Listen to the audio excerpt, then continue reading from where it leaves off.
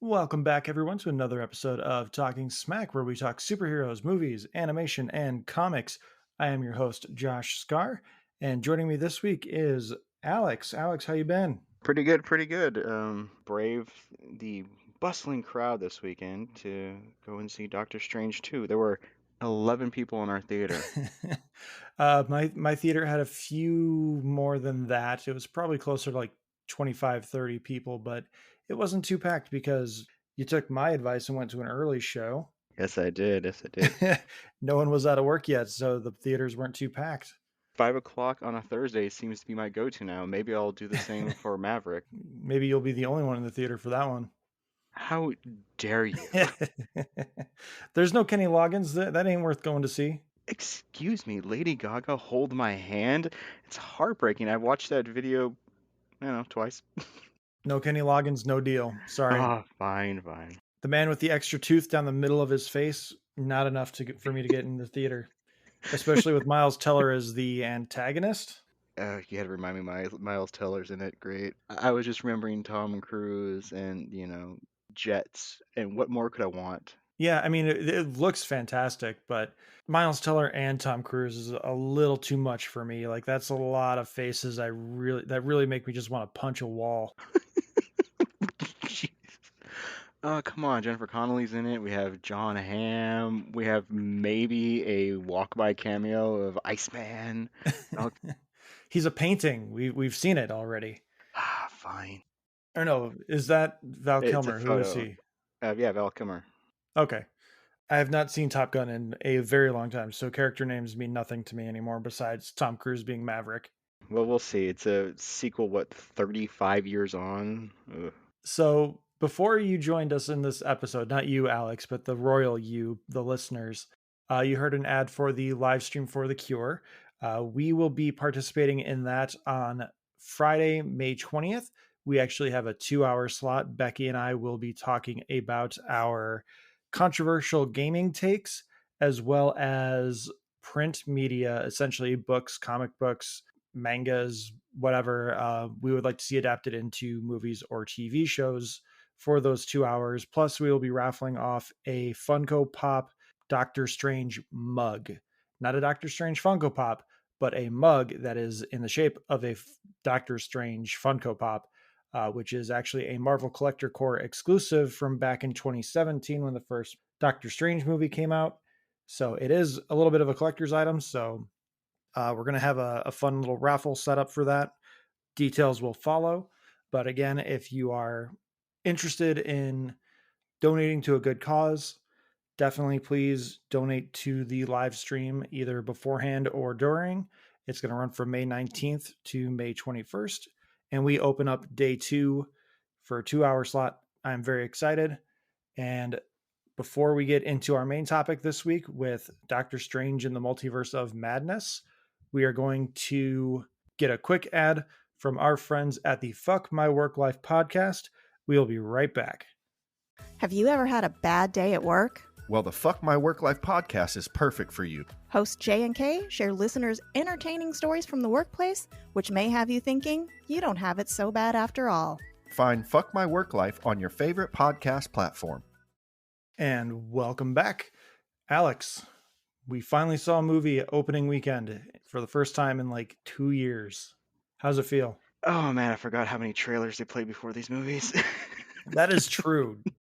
I vaguely remembered that there were so many trailers, and because our showing was at 5, and I'm like, okay, stated, that movie's 2 hours and 6 minutes, plus to get it like the 10 to 12 minutes of credits, and we got to stay all the way to the end, and then I think there's like 10-ish minutes, so I was like, okay, 7:30. 7:30 is probably when I'm walking out of the theater. We were walking out at 7:29, and I was like, oh, it's so long. It's so long. But once the movie actually started, it was so pleasant, and I was actually looking forward to, probably Maverick or something like that. To take, especially since if I can pick and choose, like, okay, early on a Thursday, no one's really here, less my exposure. Once the movie actually started, I was invested, and it felt good to be actually at a movie theater. Indeed. I was very excited to be in the theater again.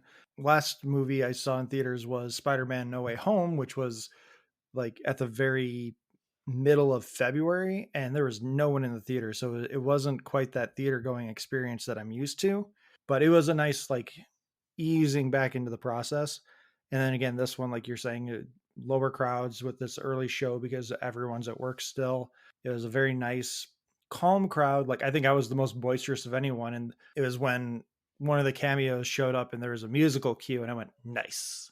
Like that's it. That was about as boisterous as I got in the theater, and anyone else seemingly got. I was definitely the most boisterous because I was going, oh yes, oh, and I was like, yes, because of course there was a cameo that is expected from a Sam Raimi movie, and I was giggling and very happy about Yeah, that. you can say it's the Bruce Campbell cameo. Like no one cares Oh about yeah, that.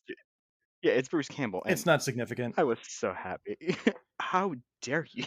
To the story, it's not significant. I know, I know. I was excited about So we that. are recording this at the end of the week. So we actually have box office numbers where sometimes we don't. But Disney's calling the domestic box office at 185 million. It is actually projected to be adjusted to somewhere between 194 and 197 million. The global box office is being projected at 450 million. So this is a huge opening for this movie because the original Doctor Strange closed out at 607 million worldwide. Or I'm sorry, 677 million worldwide. So it's already Yeah, over halfway to that previous global total. yeah. I was actually really surprised when I woke up this morning and I looked at the projections for the weekend because I believe on Thursday or something they were saying about probably 140 US, maybe 300 worldwide. And to see those Sunday projections, I was like, wow, either people are that desperate for movie content, probably, or Sam Raimi has a lot of random fans that we don't know about, probably. But the movie was also just good, which I think also helped that it was a different take than we got from the first Doctor Strange movie. But also, I think part of what helped it is just there is a little bit of Marvel fatigue, I feel, with some of the other properties, or just the general how many of these movies can they release, and to actually have a second movie that feels different and is being marketed a little bit differently and kind of and catering to a slightly different audience than just, hey, listen, if you've seen the last 22 movies, you got to show up for number 23. I'm actually pretty surprised. This is actually Marvel movie number 28. Oh wow, we're up to Yeah, 28. Black Panther at the end of the year is number 30. I think the marketing was a little weird with this. I'm not going to get too much into it now because that it does get a little bit more spoilery. But I am curious how much of the box office was because of the trailers and the hype, and how much of it was like all the leaks. Because again, I'm extraordinarily glad I went and saw this on Thursday. If I had waited even a day, so much of this movie would have been spoiled for me, and I would have been pissed. This is as blind as I went into a Marvel movie in a long time. Like I mean, Endgame technically wasn't that far away considering we had a 2 year gap of movies. Which Endgame was, I knew nothing other than the trailers, and I was like, that's fine, that's what I'm doing. And I did that with this movie too. I didn't look up anything extra. There were a few Twitter accounts that spoiled something from the TV spots, but I'm not going to spoil it here because, again, I want to do some non spoiler discussion. But there's a lot to talk about that is spoilers. So let's do non spoilers really quick. Benedict Cumberbatch coming back as Doctor Strange. The wig is somehow getting worse, but the performance is still good. Benedict Wong as Wong, still very good. Mm-hmm. Elizabeth Olsen as Wanda, really good. Again, we'll get more Very more good. into the details of everyone's performance and roles. Which again, going back to Benedict Cumberbatch really quick, he plays what 3, 4 different roles technically. Yeah, I'm leaning towards four, and they all feel just a little bit different, which is nice. Like I was never really confused. Yeah, I agree with that. And then we have the newcomer, Xochitl Gomez as America Chavez, which comics fans would know her as the multiverse jumping, super powered heroine. New audiences will meet her and hopefully enjoy her because I thought she was quite wonderful as well. There's no real spoiler. The first scene she's in, and immediately there's a bit of empathy. because it's very much the scene, the introduction scene with her character America Chavez is Strange is helping her, and immediately there's immediate empathy of, okay, where there's our quote unquote hero, Doctor Strange, and he's assisting somebody. Why is he assisting somebody? And there's immediate empathy with her that she then carries throughout the entire movie of you want you feel as a bit of an audience that you want to see her protected, but you also want to see her empowered. I really dug that. I am actually excited to see where the next movies go with her as a character. Does she get her own, Disney Plus show? Is she just going to start appearing in randomly in other movies, kind of like Black Widow was for quite a while, which she just shows up and it's like, oh, cool, thank you. I really dug her presence. I could definitely see her being the new Nick Fury or Black Widow. She is a very powerful character in the comics. So, how do you handle a character that's so powerful? You kind of make them not necessarily a side character, but you make them a support character in a way. And the original plan, actually, for Spider-Man: No Way Home was to have America be the reason for the Spider-Man to come through. She was going to be the one that opens the portals and brings the Amazing Spider-Man and the Tobey Spider-Man to the Marvel universe, the Marvel Cinematic Universe. And because of COVID and rewrites and everything, it ended up being Doctor Strange, and it ended up being the story that we got. But that's an alternate reality, no pun intended, that I would love to see, because I want to see Tom Holland and Zochi interact. I think there would be some really good chemistry there. Yeah, I could definitely see that. We're gonna just do overall impressions in this non-spoiler section, and then we'll jump into spoiler discussion, because again, there's a lot of spoilers to talk about. So my thought is, this is probably the most, like, a director directed this movie in the Marvel Cinematic Universe, like, ever. I really can't think of another movie where I'm like, this is a specific director directing this. Maybe Avengers and Age of Ultron, but that's more the writing with Joss Whedon than I think it is the visual.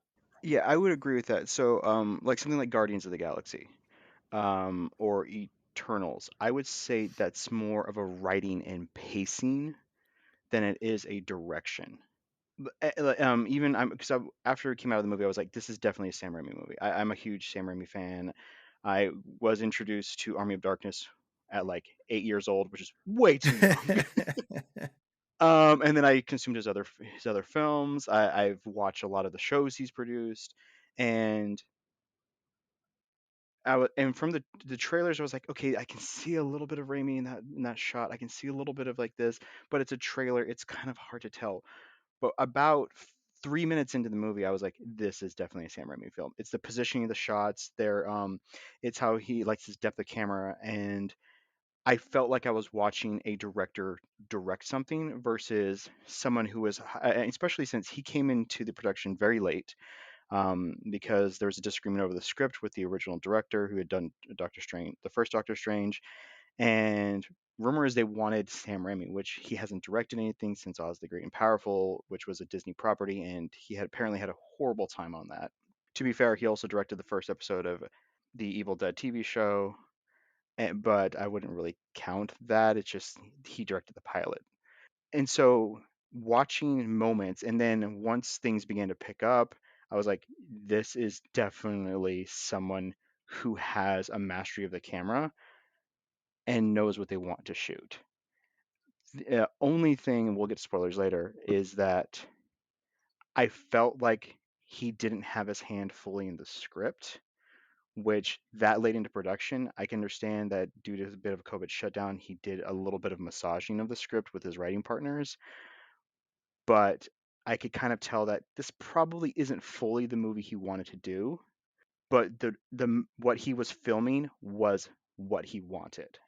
He was going to place the camera right there. He was going to have the actors do this. He was going to mess with the audio design, which was fantastic. And then I'm probably going to steal a point you want to make. I actually heard the movie score and was aware there was a score for the movie. Yeah, I mean, that's not really a spoiler. We can talk about that. Yeah. Danny Elfman finally, once again, produced a good musical score. Like, I noticed it, and I know through their relationship with the Spider-Man movies, I was like, is this Michael Giamocha Cappuccino? or I know his name is actually like Michael Giacchino, I believe is how it's pronounced, but his name is complicated. Or is this Danny Elfman? Because I know they have a relationship. Did they actually bring in Danny Elfman? I'm noticing the score, so I'm leaning more towards Giacchino. And then I paid attention to the credits and saw it was Danny Elfman. It's like, oh my god, he actually produced a score that was like noticeable and good. Yeah, the Elfman score, there were little moments where it was just where you can tell it's an Elfman score. He likes this little, he likes these little choral things that are very punchy, which is very much the Spider-Man, the Spider-Man theme. But also, you definitely notice that in his not Willy Wonka and the Charlie and the Chocolate Factory. His Charlie and the Chocolate Factory score, he does that a lot in. And of course, he's known for that. Somewhere it's in the Batman theme. It is definitely in the Edward Scissorhands theme and stuff like that. I wasn't going like, oh, he's aping himself. I was more like, this music actually is enhancing these moments. That to me elevated the movie beyond the script, which I have some problems with the script. I think that's fair. And I mean, there were some pretty big reshoots as well. So I think that'll wrap up the non spoilers. Again, we enjoyed the movie. I don't think it's the movie that a lot of people were expecting, especially with the name of the movie like Multiverse of Madness. Um, that might have been a bit like Age of Ultron, where it's like, oh, how long is this movie? Oh, it takes place over 6 days. It's not quite an age. No, definitely enjoyed the movie. I'm glad I went to the theater see it. I'm glad I saw it. Um, I will definitely be watching probably two or three more times once it eventually hits Disney Plus. And there are moments in the movie where I will revisit just as they're just pure genius character moments and amazing direction, which will make me want to watch it again.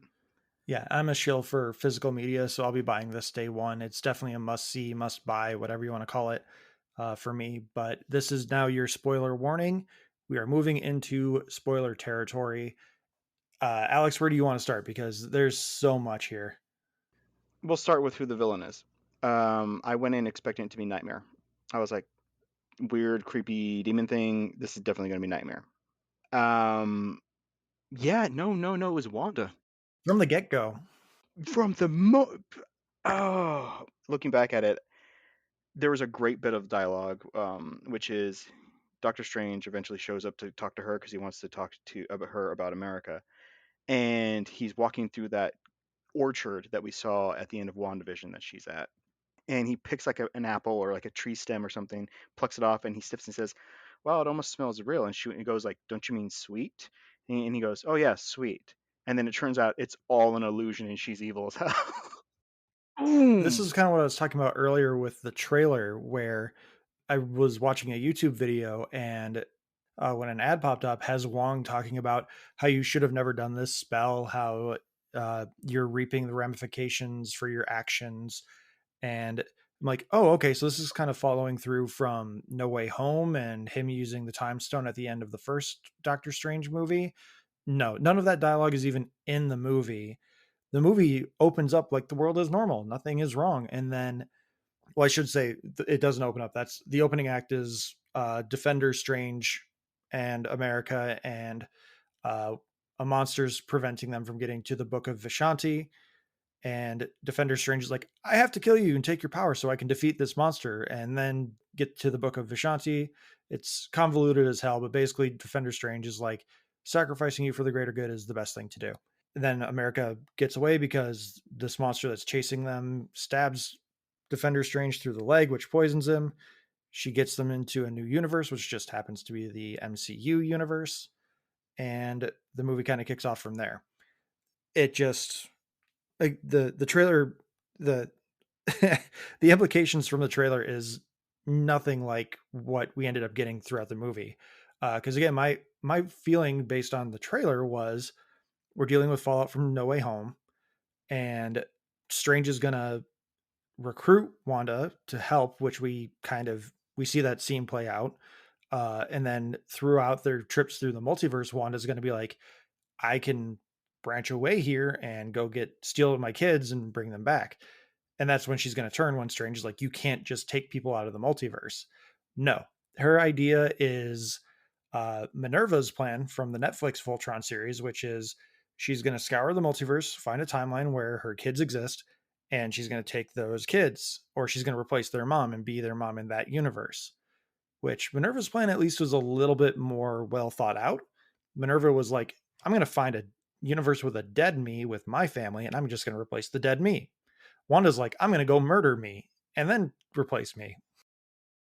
The problem I have with Wanda's plan with an infinite multiverse is that the writer of the show, the writer of the episode, Michael Waldron, sorry, movie, also did Loki and Rick and Morty. And as a Rick and Morty fan, Rick and Morty have abandoned universes before, and the way they abandon a universe is they look for a universe very similar to theirs, but there may be one or two changes, and they find a universe where something happened that the day they want to transfer that killed the old Rick and Morty. So they just step in and hide the bodies. And I was kind of expecting like, okay, she because what it is she's using the Darkhold. Wanda is she's using the Darkhold. She's doing it without Agatha's guidance or some kind of guidance. She's just learning on her own, and she keeps hearing the voice of the true children, and they exist. They're real in another universe. But yeah, her plan is to go and kill herself and take over seamlessly. And I'm she confused. also has to get America's powers so that she can Right, get because she needs to to that multiverse. universe, because part of America's powers is she can jump through multiverses, and she's going to take that power, which I think to the movie's credit, they do cover their bases of like, well, why can't she just talk to America and be like, hey, I want to go live in this universe. Can I go there now? Can you send me there? She wants to take America's power. So in case the kids get sick, she can take them to another universe and get them healed so that they live for however long they can. Right. Also, America can't control her power. Her power is only activated when she's in extreme duress. So that's why Wanda wants to take it. I'm confused why Wanda didn't just find a universe where, like, she falls down the stairs that day and it slips in, chucks the body in the back. Yeah, well, that's what I'm saying. Like Minerva's plan, at least she was like, I'm dead in this universe. I can just slip right in. Whereas Wanda's like, I'm just gonna kill myself and then slip right in. Right. But this is also another little bit problem I have with the script is they don't really mention Vision other than like once she mentions that her sorrow over Viz, and then she and Strange get into an argument, and she's like, "You have never." She's like, and I get her justification for being angry at Doctor Strange. Doctor Strange made this like, "Oh, this is our one chance universe thing that they mentioned once or twice." But she's also like, "You didn't choose a universe where I didn't have to watch myself kill Vision, and it be for nothing." And so I was like, okay, I get her anger at him and her distress of him because no matter what, there's still a universe where she kills Viz, and it means nothing because Thanos immediately reverses it and takes and kills him again. But she couldn't find a universe where Vision was also alive, where like she and the kids and Vision were all together. It was very much to like two throwaway lines of like, screw Vision, screw WandaVision, the show. I only care about the kids and murdering myself. Yeah, it is really strange that they didn't bring back White Vision, Gray Vision, whatever you want to call him. It seemed like something that you could easily be like I don't know. He's kind of rediscovered himself by the end of WandaVision. He knows he's the original Vision, but something's wrong because he doesn't have the Mind Stone. But this seemed like a good point where they could have brought him in at some point during the third act and be like, hey, stop being crazy. I'm still here. I just need to figure some shit out first. But she's just obsessed with the kids, like you're saying. Like it's really strange. No pun intended. That's really her motivation is really the only thing that I actually have a problem with the script. I don't know if it's a timing thing where like they kind of snuck WandaVision in, and this was supposed to be again, was supposed to be released before No Way Home, but then they had a shuffle and production issues, and so it came out after.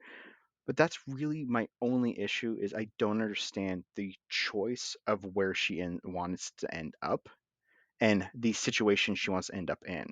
That's really my only issue. Everything else, I'm totally on board with.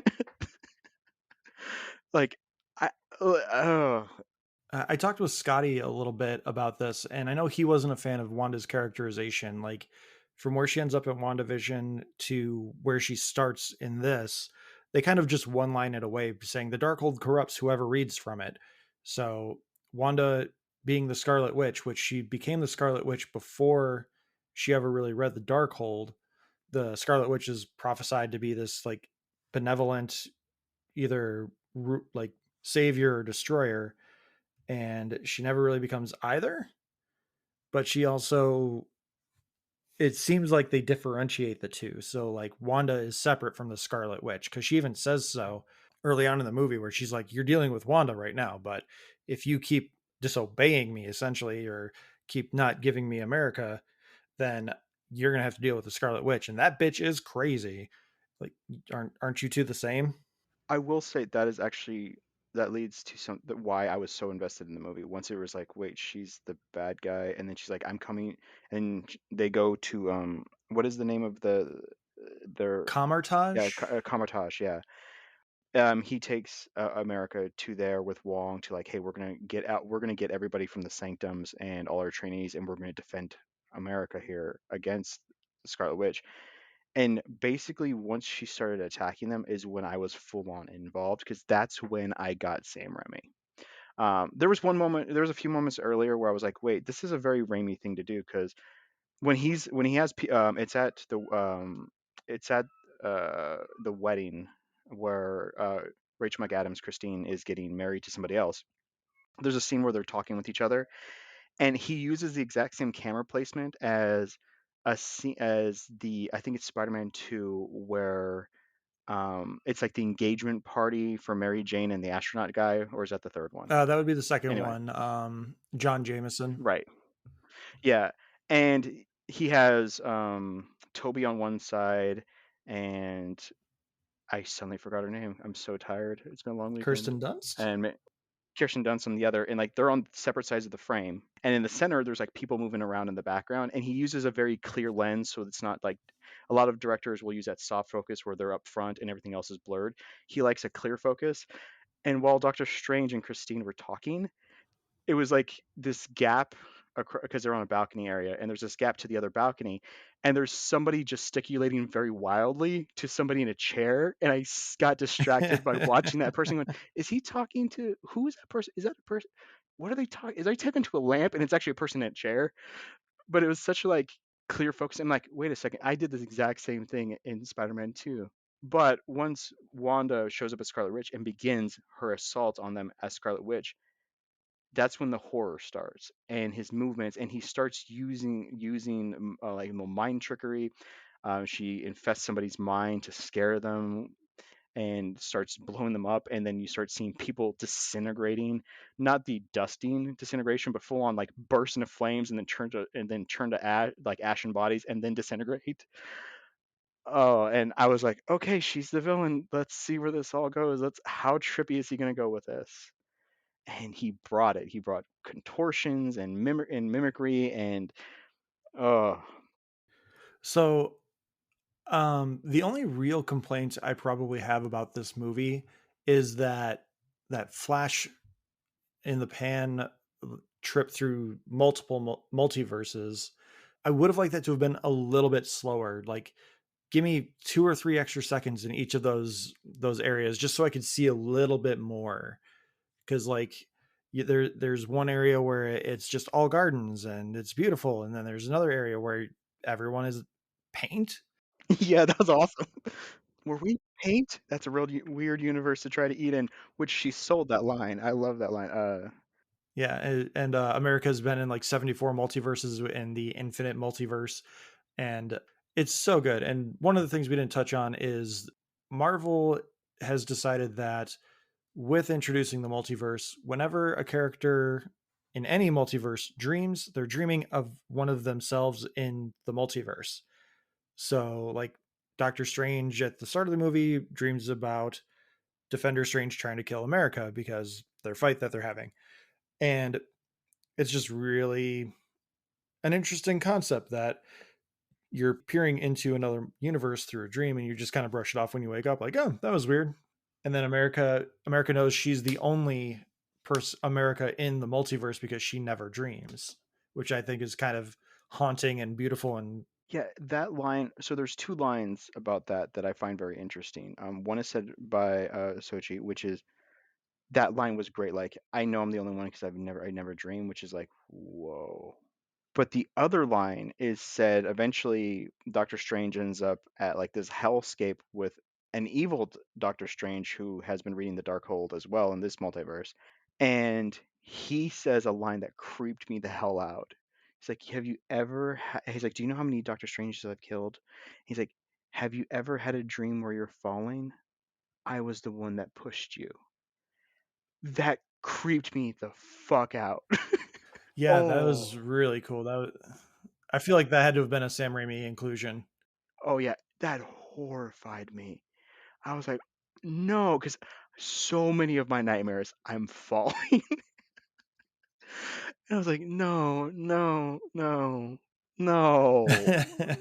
So I know this is something that this is where again I think that the expectations of the trailer, a lot of people are expecting like a cameo palooza because it's the multiverse of madness, which again I think might be a mischaracterization of the title of the movie. But the movie really, like, the second act really kind of slows down because you get that trip through the multiverse. Strange in America have a little quick like, these are the rules of traveling the multiverse. You eat, you figure out if you have to pay money. Oh, we got to pay money, run. And then you meet up with another universe's Baron Mordo, which Strange is like, oh, this is going to be interesting. And then he makes the mistake of trusting Mordo, and that's where we finally meet the Illuminati. Which again, it with that being such a highly anticipated moment, especially with that first trailer where we hear Xavier, I'm like, where are we going with this? When are we getting there? And maybe the scene won't be as long as people want it to be. I'm not saying I'm included in that, but that scene with the Illuminati is fantastic. Do we want to do a rundown of who is in the Illuminati? Yeah, but let's back up just a quick moment. To Beep kind of beep beep. yeah, how we got there. So Wanda assaults them and slaughters a bunch of people, captures Wu, which by the way, I love Captures that Wong. kind Sorry, of, sorry, captures Wong. Wong. My apologies. Yeah, Wong. I love that they continued from the No Way Home that he is Sorcerer Supreme because Doctor Strange was gone for 5 years and they need one, and he's still Sorcerer Supreme. That was kind of a throwaway line. That was basically his only real role in that movie. But here they can not only continue that one, he is Sorcerer Supreme, but he's respected and he has agency and the others respect him and he takes action. He doesn't like, yes, I'm Sorcerer Supreme, but we'll just let Doctor Strange do it all. No, he does that, and he does end up captured by Wanda. But I love that he got his own arc in the movie as well. Versus because he's felt he's been a little underutilized, especially since the first movie he was just kind of like The um, librarian, the put essentially. upon librarian. Yeah, but they continue to invest in him. To be fair, they still have made his character better from the comics because in the comics he's essentially just a manservant.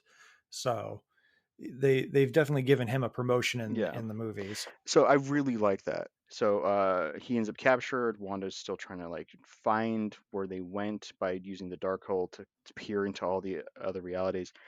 And Doctor Strange and America get captured by Mordo and taken before the Illuminati. But before they get there, he meets an alternate version of Christine, and he continues to find out that in each of his realities, he doesn't get with her, which I think is great because that continues the what if, where he kept trying the what if series, where he kept trying to prevent the accident. And if I didn't have the accident, we'd be together and stuff like that. I actually really like that they kind of gave the acknowledgement that you are pining after something, after someone that has moved on from you in every reality, dude. I actually liked that. The carryover from What If is definitely minimal, but that is Yeah, one of them that it's a reoccurring theme, at least, that is very good. right. And so and then she continues to basically kind of educate him and have a bit of an arc. It's still underutilized, Rachel McAdams is, but at least they didn't be like, oh, in this reality, I'm so sad because he died, but I can't be with you because I'm mourning this one. No, it's just like, no, we don't work out, dude. That's just life. Anyway, so and then we get to the Illuminati. We got to start with, and I love that they used his actual name, Blackagar Boltagon, Yup. also known as Black Bolt, and he's in the actual like comic accurate suit, which they actually brought back the guy from the Inhumans TV show to go into the suit. Which with the cowl and everything, I couldn't have picked him out of a lineup, but I do think that is kind of a ballsy choice that they went with to be like, whatever, no one's gonna care because no one watched that stupid show to begin with. There was an Inhumans show. They didn't like promote that in theaters as like a one weekend exclusive IMAX feature or something, did they? Some like the first, it would have been pretty cool if they did like the first two episodes. That would have been good. Yeah. It's a shame no one ever saw it. And next up, we have Maria Rambeau as Captain Marvel. Looking amazing in that suit. She looks amazing in that suit, and I loved it even more because it just slapped the face of everyone who's like, it's gonna be Tom Cruise as the superior Iron Man. Like, Nope. nope. It's a black woman who's gonna kick some ass. That looks amazing. Then they brought Captain Carter in. Yes, which is Haley Atwell in anything is always a welcome sight, but Haley Atwell in that Captain Carter uniform was great. The only complaint I have about that is that she kept the shield on her arm while she was sitting, which was weird. I think that was just so you realize that she's Captain America. Probably is definitely more of a visual thing, but like you could have her just put the shield down in front of her. It's fine. Yeah, beside her, like Because I mean, in they front of her introduce her feet. with her throwing the shield, and then she catches it, and it's like, oh, okay. Because again, like there's minimal what if tie-ins, but that Captain Carter is probably the number one thing you need to get from what if you're gonna go see this movie. We have Mordo, and then we get John Krasinski as Reed Richards, Mr. Fantastic. Mm-hmm. I was like, huh, they did it. Okay. I was so excited for that, and that was probably the first time I realized and there is a production issue here where I'm pretty sure they just filmed everyone separately to avoid leaks. Because if you look at that scene when they're pulled back and you see Doctor Strange on the left and all the Illuminati on the right, everyone looks like they're on a blue screen, but they're in their own separate blue screen because there's hard lines around all of them. Yeah, that scene was a little weird because they really didn't interact with each other. And I mean, I think they maybe glanced over their shoulders when Xavier hovers out and Which when Xavier hovers out and we get that 90s X-Men theme, like that's when I went nice. I did too because you got that little stinger and he hovers out and it's like the yellow hover thing from the '90s cartoon, but that does not look good in an No, that actual no, film. that yellow hover chair did not look good at all. Like that looked like my baby in her little like penguin chair that she can't sit up her on her own end, so it's like really tight against her chest to keep her vertical. And Yeah. it needed to be lower and a little further out. Because like how the hell is a crippled man getting in there to begin with? And what if he needs to go to the bathroom? Is there a bathroom built into that thing? It it it wasn't great, but there was the bit of joy of like, yes, we have Xavier, we have his hover pram, we have this version. I mean, it's not the Avengers, it's the Illuminati, and I dug it. But there was the moments like they really probably didn't interact with each other at all. They probably all filmed on separate days because of COVID issues and and of course with all the threat of leaks and stuff like that. But they have a good basically they reveal what happens to their version of Doctor Strange, which has a giant statue outside of the sanctum, which basically says Doctor Strange gave his life to save us all from Thanos. And I was like, okay. But then they tell him what actually happened. That this universe's Doctor Strange ended up with the Darkhold because he needed something to defeat Thanos with and used it. So after they all collectively defeat Thanos, which they do a flashback scene, which is like, oh wow, this apparently was a lot of destruction to kill him. Their version of Doctor Strange then says, okay, cool, now me, because I cannot have this much power. And I actually was really touched that Black Bolt kills him by saying I'm sorry, and the concussive blast basically just slaughters him. I will say that that moment with Black Bolt took too long because like I get that they need to convey what's happening, but he says I'm sorry, and the concussive blast goes for a lot longer than that. Like, no, it only goes for as long as he's speaking. It doesn't like rev up and rev down. I mean, I think it worked because we're watching Strange die, but yeah, it did take a while. Um, and of course, while all that's happening, Strange is like saying, "Listen, Wanda's coming for us," and they're all, "Oh, we can handle your little witch." Uh, The Wanda, hubris, yes, the Wanda hubris of the has Illuminati.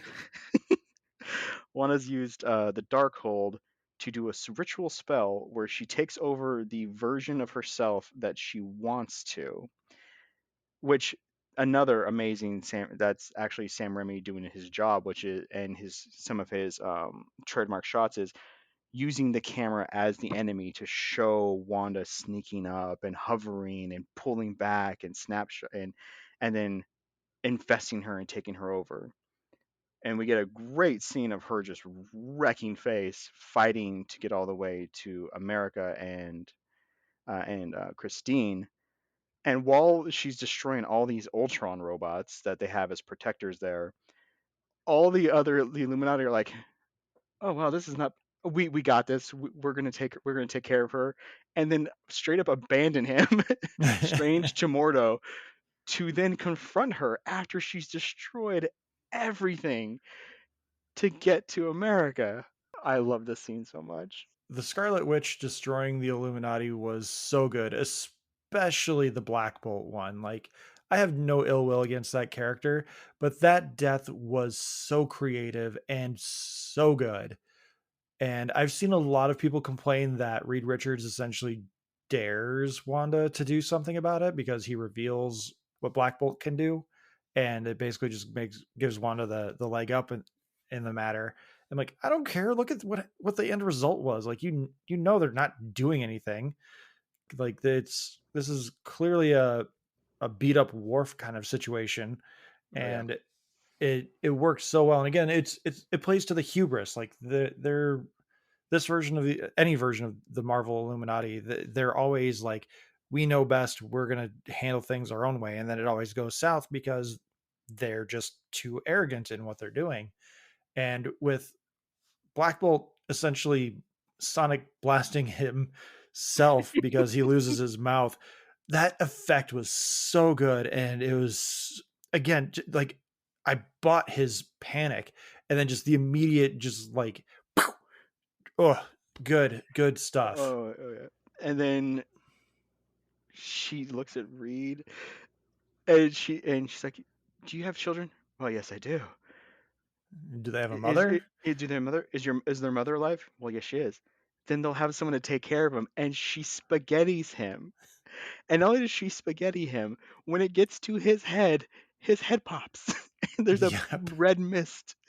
And I was actually really happy because I'm like, because I mentioned it at the end of like one of the other podcasts we were just kind of talking, and I had watched the Spider-Man trilogy, and I realized how bloody the Spider-Man trilogy is coming from Raimi. There's everybody bleeds like gobs of blood out of their mouth and wounds and stuff like that, versus the MCU, which has been kind of sterile, like, oh, abrasions. We have abrasions that are kind of gross, but there's popping blood, and then takes on she takes on Rambo and Carter together, and they recreate a kind of a shot from the Falcon and the Winter Soldier of the bloody shield, because she grabs the shield that it was thrown at her by Captain Carter and whips it back at Peggy and hits the wall and sticks in, and it's just dripping blood. Yeah, I didn't make the parallels to the Falcon and the Winter Soldier, but yeah, Peggy's death was so gruesome. I mean, again, Haley Atwell, swoon. Um, I always hate seeing her go, and Marvel's killed her off twice now, and just, oh no, not my Peggy. Yeah, I actually, even though Lashana Lynch didn't have a whole lot of screen time as Captain Marvel, I bought her determination to try to just beat the hell out of Wanda. Yeah, I think she had the most disappointing death of any of them. She just got crushed under a pillar, which doesn't seem like, maybe she has a different skill set than Carol Danvers. It doesn't seem to be. But like, getting crushed under a pillar doesn't seem like that would do either version of Captain Marvel in. But I mean, they just needed to move on essentially. I took that as they did that focused power beam moment where they're both shooting power beams at each other, and Wanda pushes back at her, and you see like all the face mask armor like disintegrate and be pushed off of her. I took it as kind of like she was overwhelmed and then just got smashed. Yeah, which Okay. yeah, it probably didn't kill her, but I took that as, hey, I've literally beaten the armor off of you, and now I'm smashing you. That's how I Well, I took it. mean, Captain Marvel, one of Captain Marvel's weaknesses is magic. So if the blast from Wanda constitutes as magic, then I mean that blast probably could have done more damage. So I mean, I could see that, and then the pillar just kind of added insult to injury. So Xavier's death. Do you think that would? I've been having discussions with the people I saw the movie with. I'm on the I'm on the side that Xavier comes out in his hover pram and they snapshot, quick shots of both of their eyes as they look at each other, Wanda and him. And then it's like this white room and there's rubble and it's like going back to her being a child and she's trapped underneath the rubble. And as he's trying to basically, he says, I'm going to pull the mind Wanda that is trapped inside of out so you can take your body back. This red, beautiful red mist on white background flows in. And the person in the rubble gets sucked away. And then a really creepy, long nailed black hand, glowing eyes, demonic version of Wanda grabs his neck and snaps his neck, grabs his head and snaps his neck, and he dies in real life. Um, I took that as Wanda stopped him from rescuing herself, but my friends contend that was all a mental trap by Wanda to distract him for her to kill her.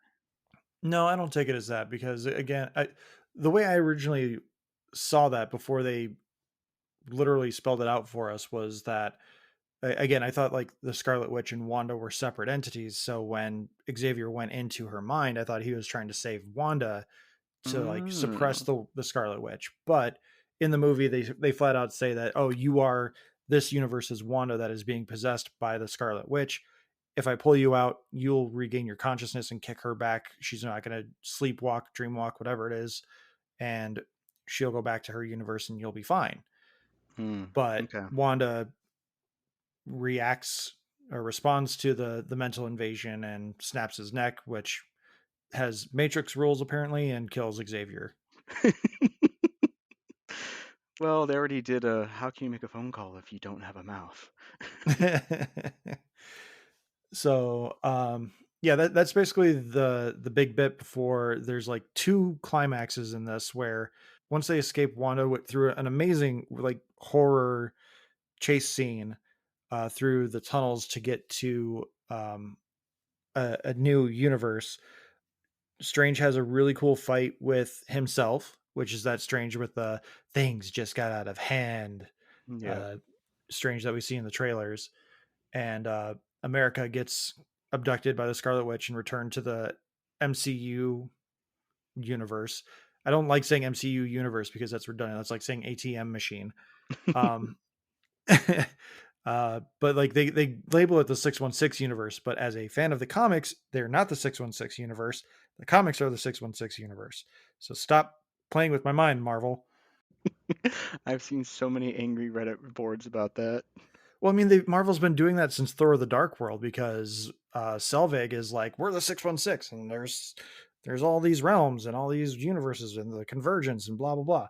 But anyway, so America is kidnapped by Wanda, Scarlet Witch, and Wanda's going to do what Defender Strange did to her and siphon her power again so she can travel the multiverse on her own without America.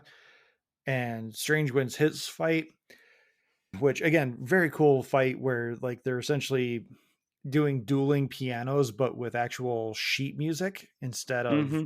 pianos, and it's visually stunning. Like it's not, I don't think it's as clever as I've come to bargain, but it No. is at least visually interesting and different compared to other Marvel climax fights. Yeah. As someone who can read sheet music, I was giggling with joy seeing them actually use notes, not just like we're just going to copy paste. It was just like actually seeing them use like notes and accents and stuff to actually do it. And I was like, oh, these like They actually paid attention. This is awesome. But yeah, so like after this fight, this is kind of where it becomes standard Marvel fare. But again, they add a little twist to it because that Defender Strange that tried to kill America was buried previously in uh, just someone's rooftop garden, I guess, when America arrived in. That's the rooftop where Hulk meets the Ancient One. Oh, Yeah, it's the seems same rooftop. smaller. Yeah, because it has that little garden in the back, and there's that shed, and then Okay. they end up landing there. In the Illuminati universe, they end up landing there, but it's like all like super green now. Hmm. Yeah, it's the same place, and Huh. yeah, But Strange is stuck in this incursion universe, so he can't do anything about it. So he's going to dreamwalk with the version of the Darkhold that uh, the other version of him that he just defeated had. And he pops up and he's all decomposed and everything from the sting from the monster from the very beginning of the movie, which again, very cool fake out because everyone's like, oh, there's going to be Marvel zombies. We're going to go to the Marvel zombie universe. No, we fooled you.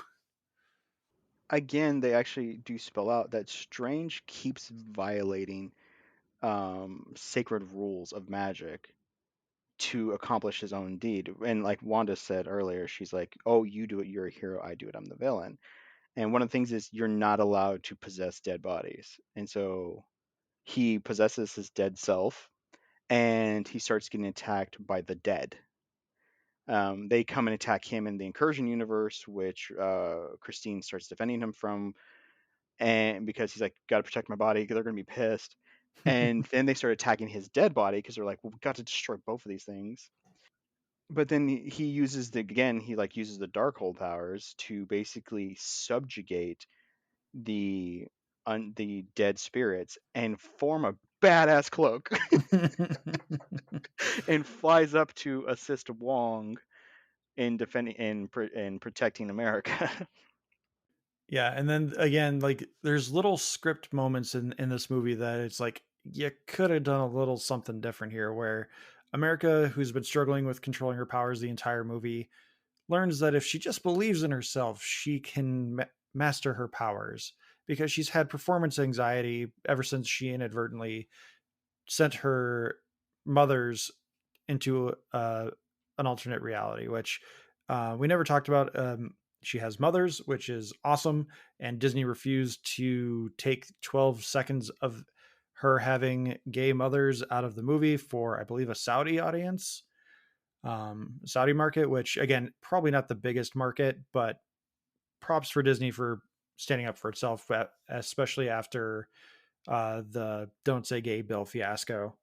But because now America believes in herself, she's able to defeat Wanda, and we get a really nice moment where the Wanda that was previously possessed looks at Scarlet Witch Wanda. They have this understanding in each other, and good Wanda says to the Scarlet Witch Wanda, know that the children will be loved. Wanda's like, okay. And then she sacrifices herself to destroy the Darkhold building, essentially, which I don't think she's actually dead. I feel like we would see a body, but there is a little bit of skepticism in me because I feel like if she wasn't dead, one of the two post credits would have been dedicated to her showing back up. So who knows? Maybe it's one of those ambiguous things where if Elizabeth Olsen doesn't want to come back, she's dead. But if Elizabeth Olsen wants to come back, she's survived somehow. Magic. I don't think she's dead. What I think happened is, so basically we get the America defeats her by showing her, listen, you're a monster. Your own children are afraid of you. Which I was like, that's actually a good resolution. But she Which again, somehow, yeah, that's straight from Netflix's Voltron series where oh, Lotor sees Minerva and he's like, "You're not my mom." yeah.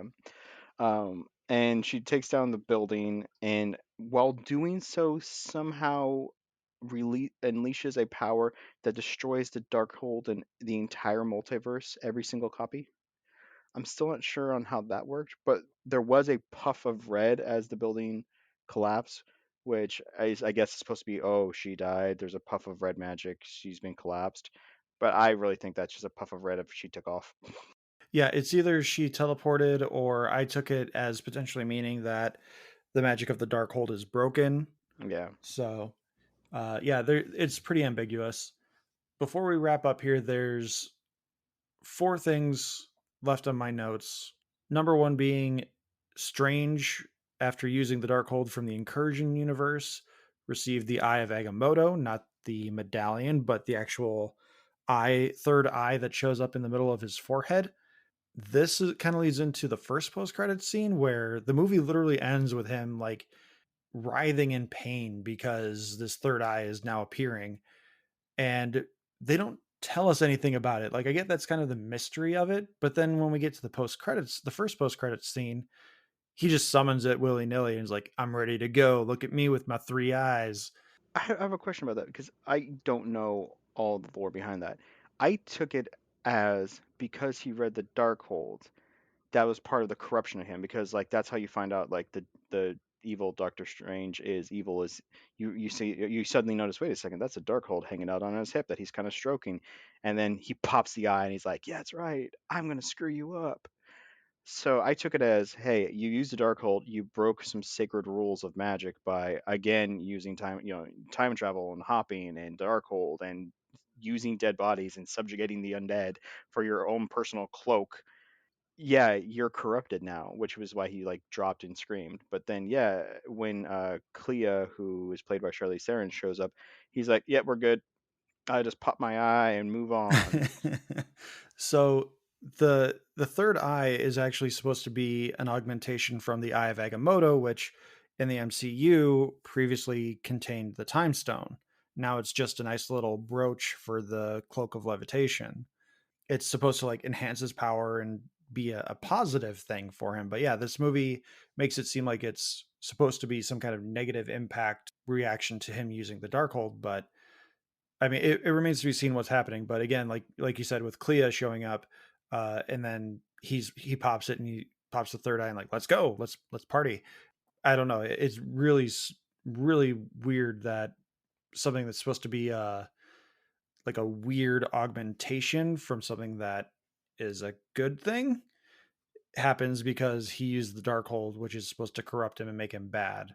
So like really weird dichotomy of what it is in the comics compared to what it is in the movies, which I mean maybe it is still a bad thing because in the comics they say that Agamotto is a real dickhead, so who knows. All right, you got three more. What do you got? So we already kind of touched on it. Clea, Charlize Theron showing up, that did nothing for me because I'm not as familiar with Doctor Strange as I am with other things, and a blonde woman with some purple eye makeup showing up that's Charlize Theron, I don't know what the hell that is. Like, she doesn't say, "I'm Clea, I'm Dormammu's niece. Please come help me because you've done a thing and now we have to fix the thing." She just says, "Hey, you created an incursion. Come with me." And he's like, "Pop in my eye. Let's go." Yeah, I was like, oh hey, Charlize Theron. Is that where Dormammu is? Okay, cool. It didn't do anything for me. It was just kind of okay. But I have a friend who's a huge Marvel fan, and he was like, yeah, Clea, she's awesome. Blah blah. I'm like, cool, cool, cool. Anyone who gathered Clea from the get go with that, I don't know. I feel like they might be lying. I really don't get how you go, "Oh yeah, that's Clea." But I mean, weirder things have happened, so who knows. So again, continuing with this thread in the post credit scene, they've mentioned it a couple times with incursions. I feel like Phase 4 does not have an Avengers setup, but it feels like it is really starting to ramp up that they're going to set up Secret Wars, because anyone that's read Jonathan Hickman's Avengers and New Avengers storyline, that the New Avengers is focused almost entirely around the Marvel Comics version of the Illuminati, and the Avengers storyline eventually collides with that, where essentially because the Avengers have screwed with time so much, they've created breaks in the multiverse which create incursions, and essentially two worlds will continually battle it out until one stands. In the comics it comes down to the Ultimate Marvel universe and the regular 616, and then Doctor Doom gets some magic and he creates Battle World. It's an amazing comic run. I would definitely recommend reading Avengers, New Avengers before going into Secret Wars. But I feel like that's where they're going with this. They're talking about incursions with all this, if it only ends up being kind of like what they did with Captain America Civil War, where they end up doing Doctor Strange Secret Wars, I think that's a missed opportunity.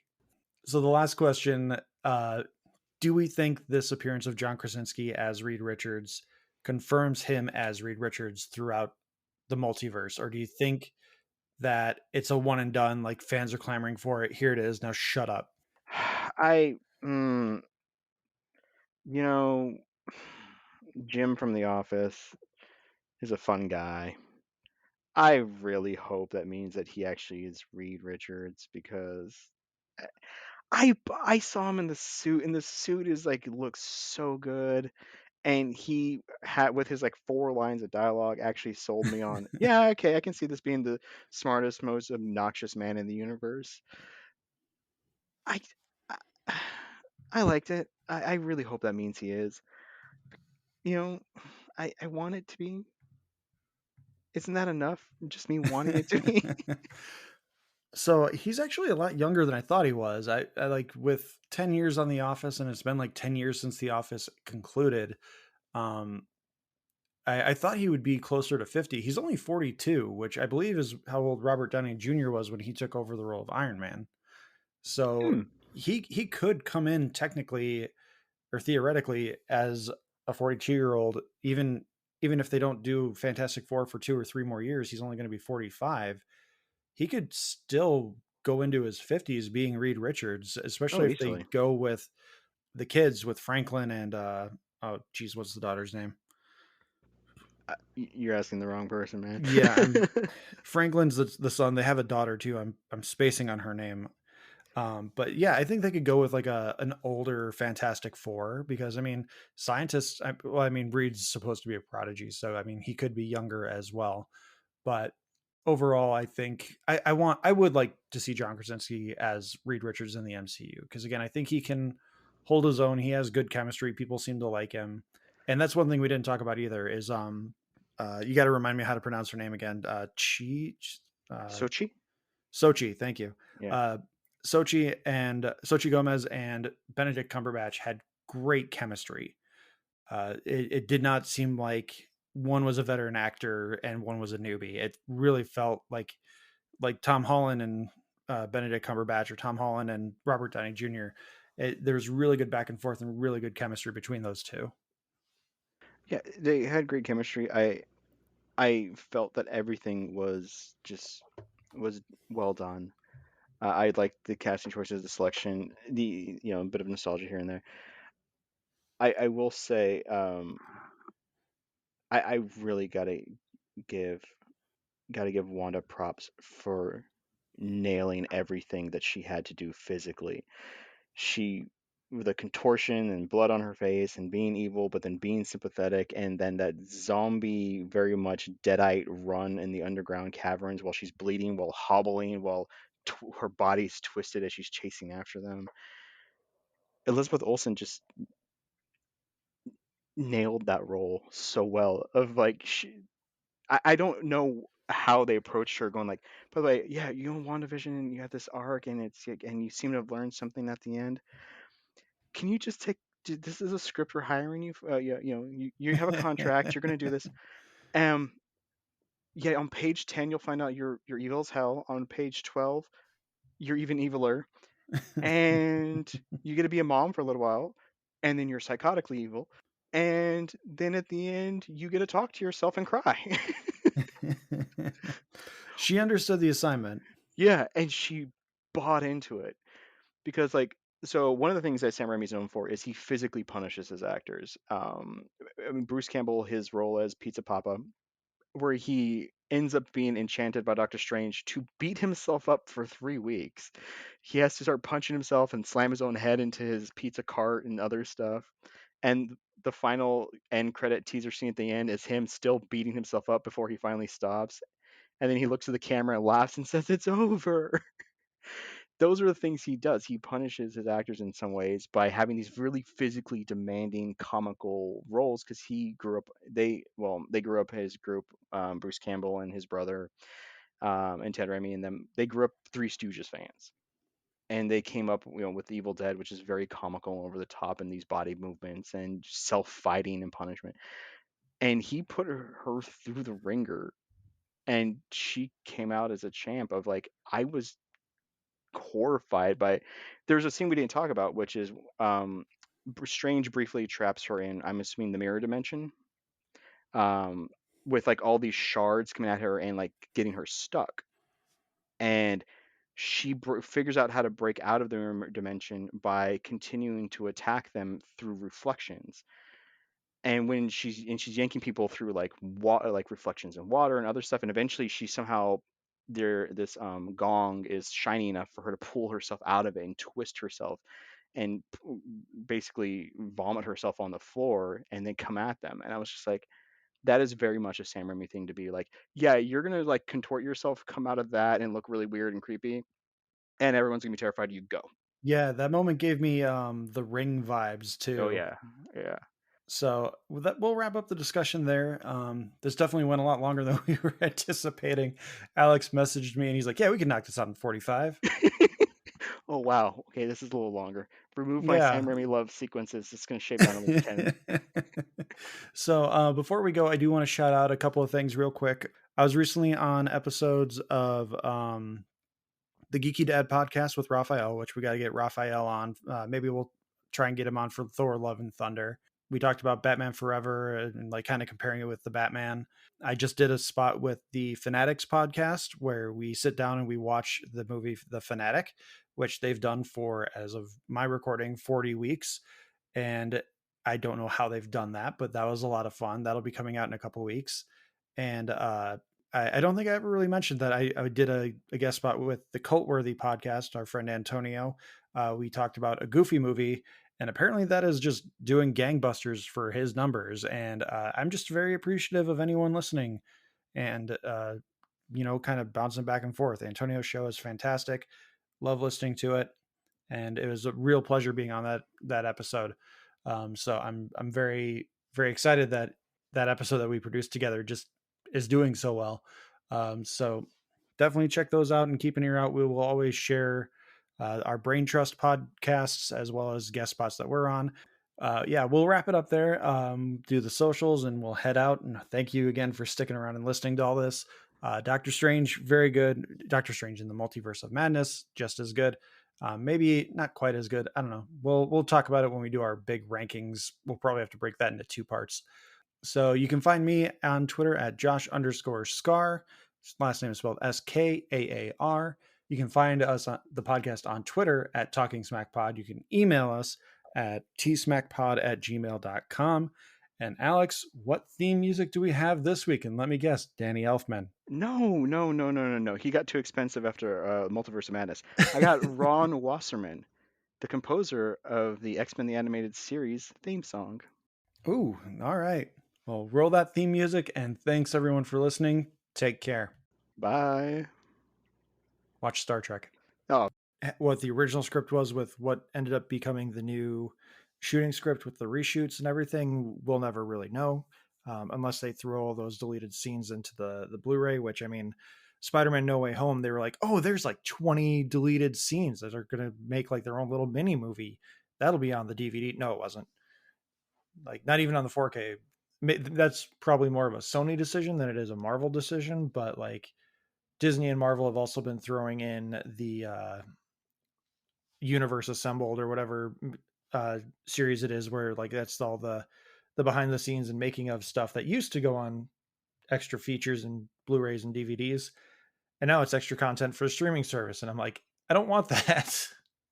whether that's Kevin Feige and the MCU just being really cagey or not, but I remember the director of Thor 2 said that the original cut was about 3.5 hours, and the movie ended up like 210.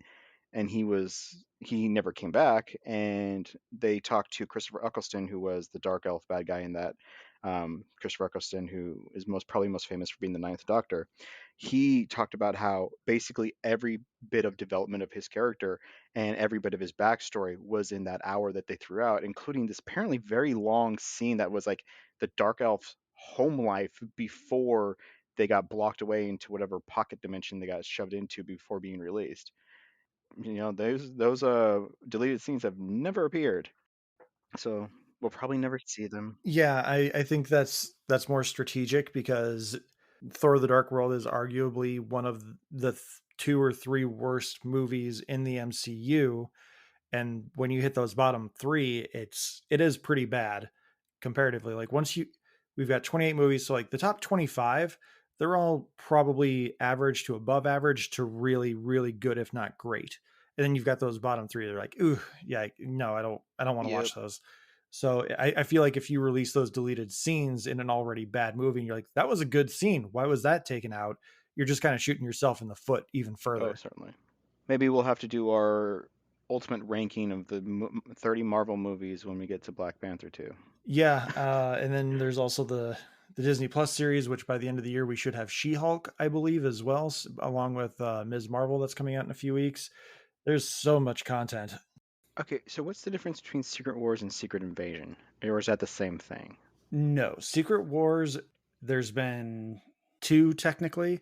The first Secret Wars was from I think the early 80s. It's when Spider-Man gets his black suit.